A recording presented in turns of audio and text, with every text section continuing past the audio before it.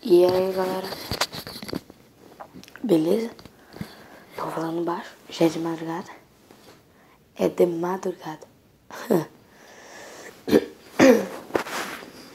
Deixa eu beber água. Minha garganta tá ruim.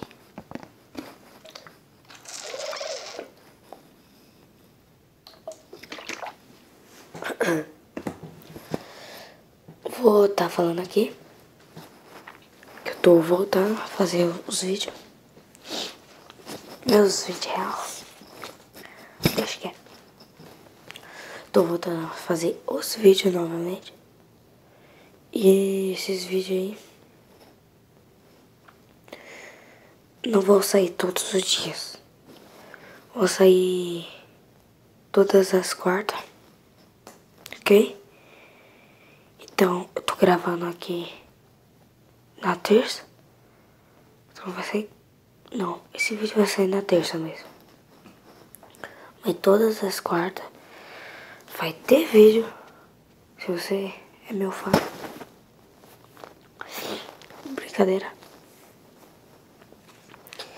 E toda quarta vai ter vídeo.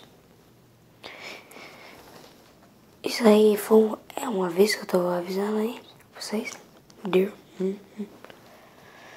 Que estou voltando a fazer vídeo. Entrei meio em férias. Tá ligado como é, né? Esses 20 reais aqui, ó. Vou pegar.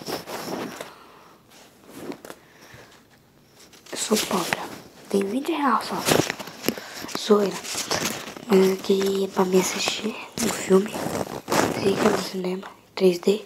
Com pipoca e tudo. Eu... Que bosta. Esqueci. Ah, lembrei. É o Homem-Aranha 2.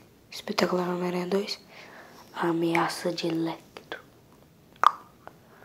Sou fanático por filme de herói, assim, ó.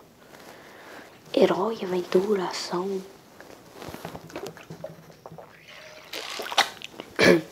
Me desculpe, que minha voz... Talvez você nem deve estar escutando direito.